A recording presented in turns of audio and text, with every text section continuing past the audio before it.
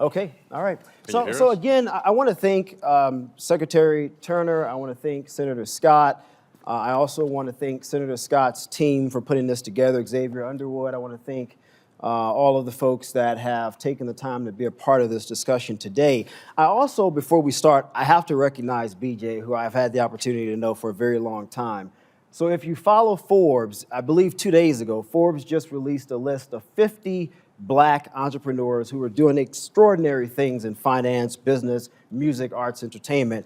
And BJ was listed under his management $500 million in assets, which is incredible. So we should applaud him for that. Thank you. So with that thank in you. mind, BJ, you've been doing this for a long time. And you have taken advantage of opportunity zones. And some folks have been critical of it in the past. I know it's just a way for people who are looking for a tax scheme, effectively, right? I have my critiques with that framing of the argument, but you have done it in real time. You have shown that it's a lot more than just parking money somewhere and waiting to take advantage of something. Talk a little bit about what your company is doing, what you've done around Baltimore and across the U.S., and the advantages that you have seen come to these real impoverished, deindustrialized areas that before opportunity zones did not have this type of access. Sure, happy to, and thank you for the call out on the Forbes side. Oh, of course, man. That is it's an honor, and I still think they made a mistake, but we'll figure that out later when they do the re-edit. But I run a small private equity group called Fulcrum Funds. So we're about $500 million currently, and next vehicle will put us in the pretty rare air, we hope, a little bit north of $1 billion or so. And we have a different way of thinking about a lot of things. I love this conversation around wealth creation and focusing on the green as the major and the black as a minor. I thought that was an amazing comment by the senator. But we try to think about these different constructs in policy, regulation, et cetera, as mechanisms to unlock that wealth creation. And we have seen a lot of wonderful things from opportunity zones. It's a great piece of tax code, but we have to be thoughtful about how it interfaces with everything else. And when it first came out, a lot of emphasis is on real estate. And as the senator said earlier, owning a home is great to unlock some wealth. Owning some stocks in the market is great. Small business is great. But when you think about what's going to move the needle as a society, a truly inclusive society, a truly non-exclusionary example of, I'd say, wealth building across the board, we're now talking about the capital markets and how do we move major dollars. $100 billion is great. It's a great start. What we tried to do is start to bring institutional capital, though, in large amounts that's going to be permanent capital in opportunity zones. So if I go into an OZ area, I'm putting $40 million in. That's going to be an initial investment into a platform that's going to then allow for the unlocking of an ecosystem that is then going to help encourage other dollars to be invested. That's how we typically approach things. If we look at my fund, though, which I'm not an OZ fund, we are a CRA-eligible, Volcker-exempt, public welfare private equity fund. So a lot of word soup where the government basically said, you guys are a good thing to exist. And what we try to do is create that permanent ecosystem with that capital, thinking then that maybe OZ funds will follow along. But I have to show my investors a return profile in 3 to 7 year holds. I can't make it to the full 15. I'll never get the full tax advantage, and that's fine for me. But if we're thinking about a lot of other capital that's institutional level becoming interested in OZs, maybe we start to think about what is the requirement of that capital. And that's where I love these conversations where we're talking about innovation, which I think we have to be done thoughtfully and compassionately. But how do we innovate? How do we bring things like CRA into the conversation? $1.6 trillion of CRA spent per year by the banks. How do we bring institutional level capital? How do we get scale into these opportunity zone areas and create that economic uplift for all? So Ryan, BJ made some very good points. I want to talk about scale. You being in Denver, being in Colorado. Now in business, typically, you always want to assess your historicals. You're working on your forecast, you're looking at the historicals, because that's the best indicator of what the performance may look like over time.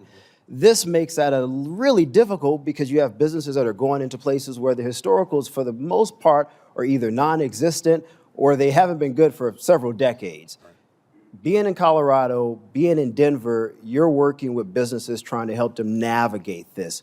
What does that look like? What are the challenges that you see? What could folks here be doing a little bit better to make it easier? Yeah, so thanks. And it's good to be here in Washington, D.C. with you all. 70 degrees back in Colorado right now, so warmer there than it is here. You know, Sir Michael, I tell folks, you know, for us, it's, you know, how do you make the juice worth the squeeze? You know, whether it's operating businesses like Proximity Space in Montrose, Colorado, 19,000 people that has built a scalable business with OZ Equity by allowing them to scale their business nationwide, or it be mixed income developments in the urban core in my home city, Aurora, Colorado, which is the sister city to Denver. And how do you ultimately engineer the capital stack and de-risk the deal? Senator Scott and the Secretary were talking earlier, you know, about layering in incentives. Well, interestingly enough, in Colorado, of all states, it is actually one of the best states for opportunity zone investments. And one of the reasons that's the case is not only do you get the back-end kicker if you can hold it long enough, for 10 years, but in terms of the federal tax treatment, but the state of Colorado conforms with the state incentive as well. So you get both state and federal. Along East Colfax in Aurora right now, one of the developments we're working on with some of our investors and developers, we have an opportunity zone where we are actively de-risking the deal by layering in not only those benefits, but it is located in what's called a DDA, Downtown Development Authority, that has the ability to provide tax increment financing more upfront in the sense of reimbursing for things like streetscapes, utilities, even structured parking, which can lower the cost basis that makes these things, again, worth the hold. Because that's one of the challenges that we're finding from businesses and developers alike in terms of attracting OZ capital is how do you justify the hold? Does the benefit justify the hold? So when you factor in CRA in terms of perhaps a lower cost of capital associated with CRA, you factor in tax increment financing from things like a DDA, you have the additional state benefit on top of the feds, and in Aurora, we also have what's called a community development corporation, which also reduces some of the friction with the local community with respect to getting projects through. And we have Proposition 123, which provides incentives to local governments to fast track, expedite deals within a 90-day window, so long as it includes affordable and attainable housing element.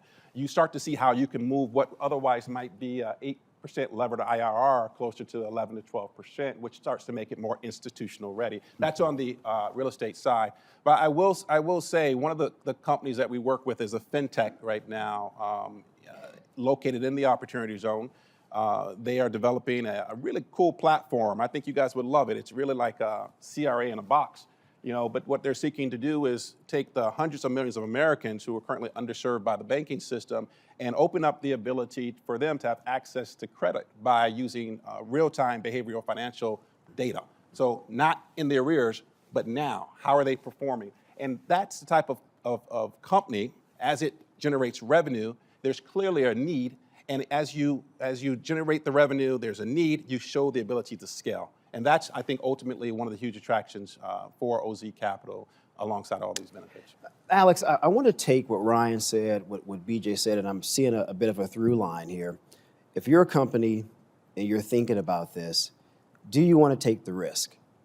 That would be my big question. If I was on a board of a publicly traded company or if I was an investor in a private entity and I'm looking at fast tracking, I'm looking at acquisitions up to 40 mil, I'm thinking, do I want to take the risk here, or is that $40 million better placed in a traditional investment, if you will? At Treasury, you have to navigate this. You have to maintain and assure businesses, individuals that are helping businesses navigate this, that it is a safe place to park some capital. Yeah, you got to wait about 10 years, but it's beneficial to the business, it's beneficial to the community writ large. You want to trash fact some of those municipalities to do what Ryan is saying to make it a little quicker.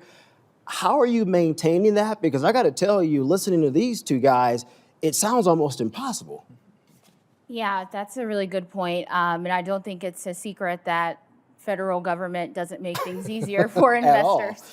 What I would say is this has been one of the most transformative administrations. We have really done, I would say, a fantastic job of engaging with folks who want to do this work, figuring out how we can align definitions with one another, because a lot of times there's so many duplicative definitions amongst the different agencies, figuring out how we can streamline and help incentivize through subsidy layering.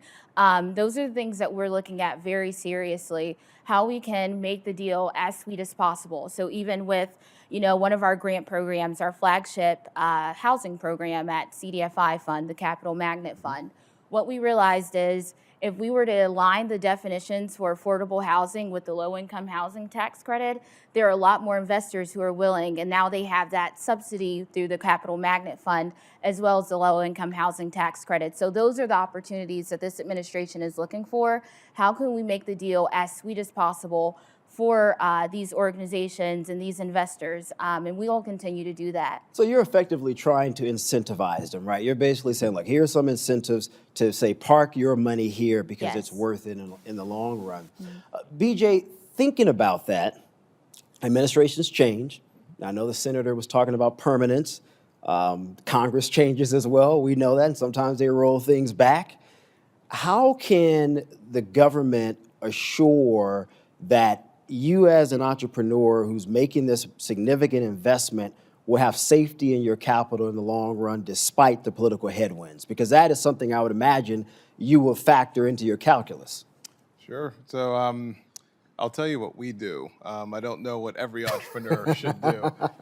So we've had this crazy idea, for better or worse, that politics and commerce are inextricably linked. And we've built a firm around that idea. And like you say, administration changes, their cycles, et cetera.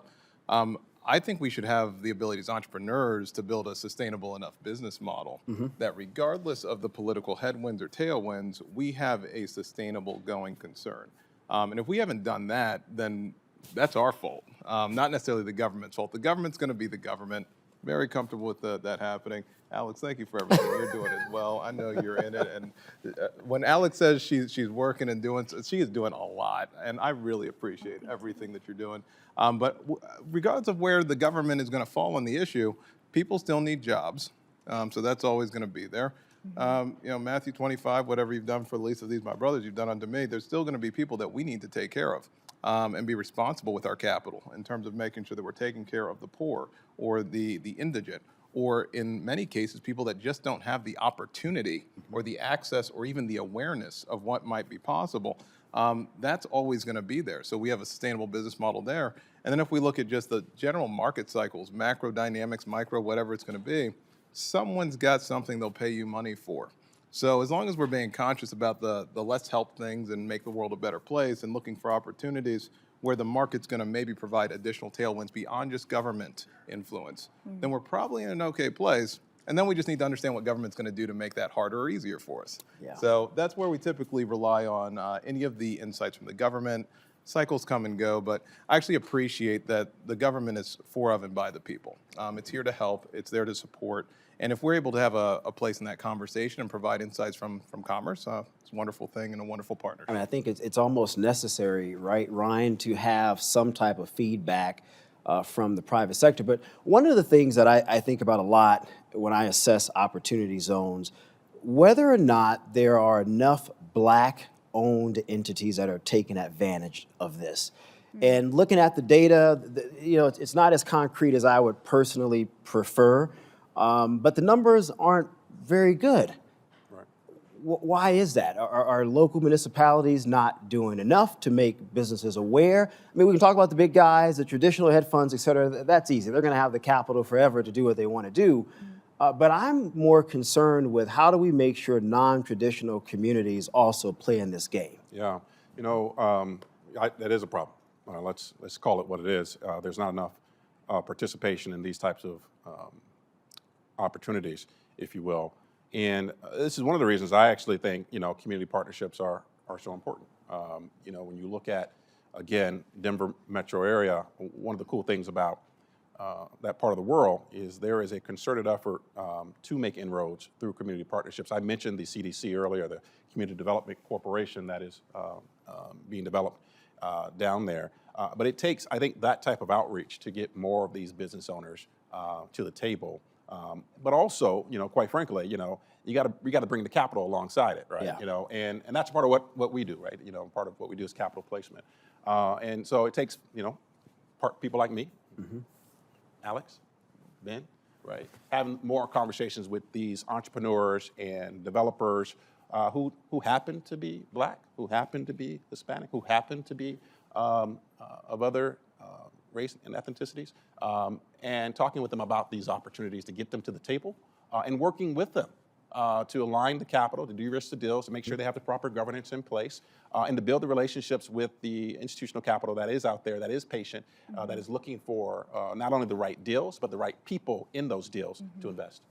Alex, I want to pick up on that. I mean, there are several entrepreneurs in the audience. Some of the folks here I know, and they're here for a reason. Where do they begin? Let's say they have a little bit of capital. Let's say they have maybe an institutional investor from a hedge fund, et cetera, that's given them some seed capital. And they say, okay, I have the capital, I have my board, I've structurally put all of the puzzle pieces in place to begin.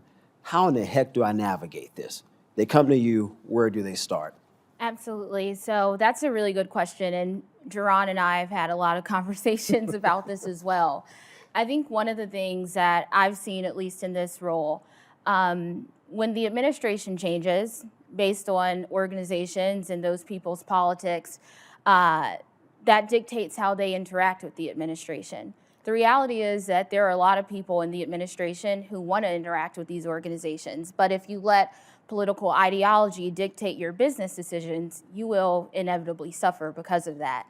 I think one of the things that we've really encouraged is, number one, an open door policy. We want to engage because I think for the most part, we all have this vision of America having as much capital as possible, having stronger communities, having community facilities that support those needs.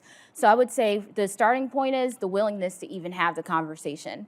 From there, coming in without a hostile attitude always helps as well.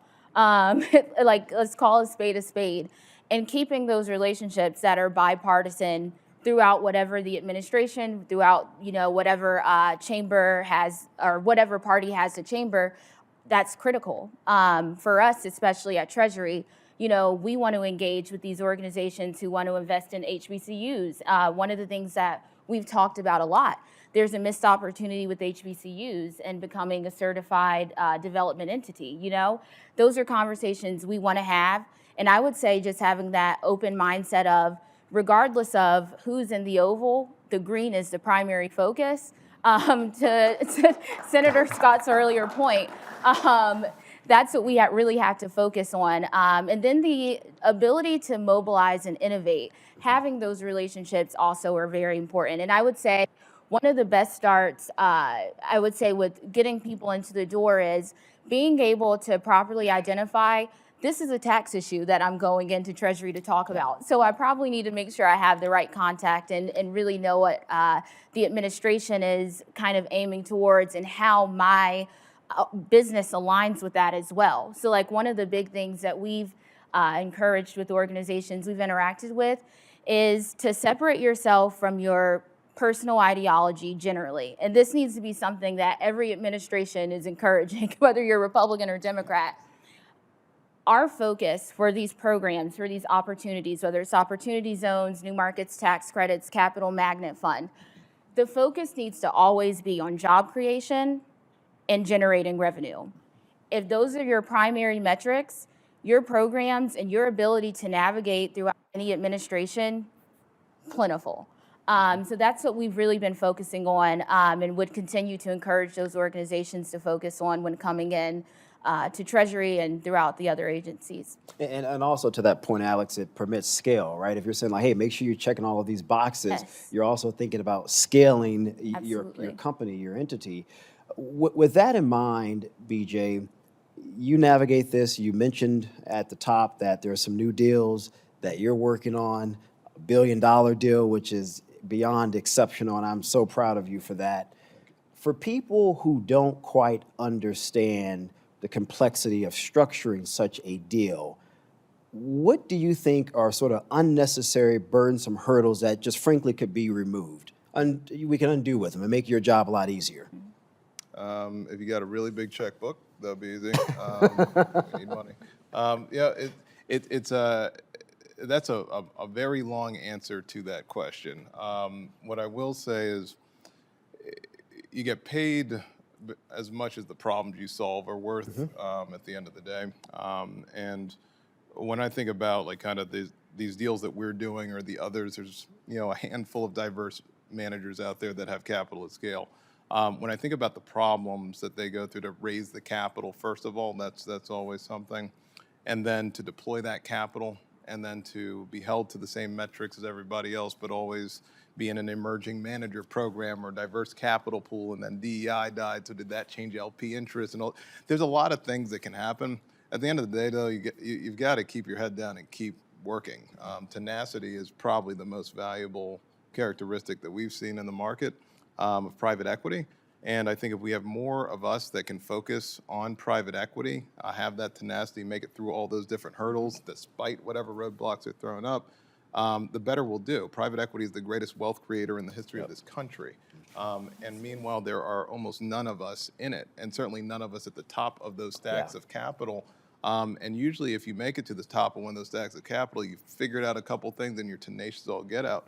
And the way we typically think about tenacity, and this goes to the point on cycles, tenacity is making the small decision to keep working when talent gets tired and circumstances stop to cheer for you. That's one of the things we have written on almost everything that we do, because our whole firm needs to understand that we're going to get hit with some headwinds. It's going to happen. We're going to go in and have a very nice conversation with Alex this administration. Next administration, someone else will be there who says, get out. It just happens. It's the way that things work, and that's okay. But as long as we can keep doing what we're doing and focus on those core things that matter, job creation, revenue, love that those are at the core, those don't change. There are some consistents, and I won't answer your full question because it will take literally hours, but there are a lot of things that are going well, a lot of things that are working, especially under this administration. There's a lot of things that are also being talked about where we can improve and create new opportunities for others. Ryan, I would ask you a similar question. I'm not a big fan of big government. It typically makes things more difficult. As the secretary alluded, whether it's a small person who's building an individual single-family home or a large business, I mean, you're talking 45 to 65% really bogged down in just cost, unnecessary bureaucratic cost. How do you avoid that at the local level? You mentioned the 90-day expedited process to make funding available. What else are you seeing that we haven't necessarily done to sort of perfect this system and the model? Oh, gosh, Shamarko, I'll tell you, man, my experience is working with some of the capital players that I've had the honor to work with over the years is capital doesn't tend to flee risk. It does tend to flee unpredictability. Yep. And to the extent that, whether it's a federal, state, or local, give us clarity and get out of the way. Right? And I think that's what you'll hear from most operating businesses, most developers, is that we just need to know the rules. Don't keep moving the goalposts.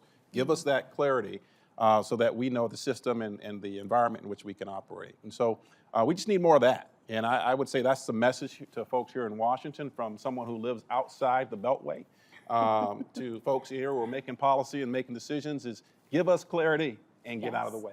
Okay, and then let the private markets work. Yeah. Because it does work, and Ben hit it on the head, Alex as well, that we still have, I believe, one of the best systems for economic growth, allowing individuals like myself, who, similar to Senator Scott, was raised by a single mom who worked 2, sometimes 3 jobs to raise 3 boys, to get to a place where I'm on stage talking with these distinguished folks. I'm still not sure how I got here, but that said, this country is still an amazing country, and I think we have so much further we can go. But we need a government, we need policymakers at all levels who understand that, the private markets know how to work. Yep. Let them work. Yeah, Amen. I agree with that. As we close, Alex, we'll start with you for some closing remarks, and then we'll wrap this up. Everything you just said times 2.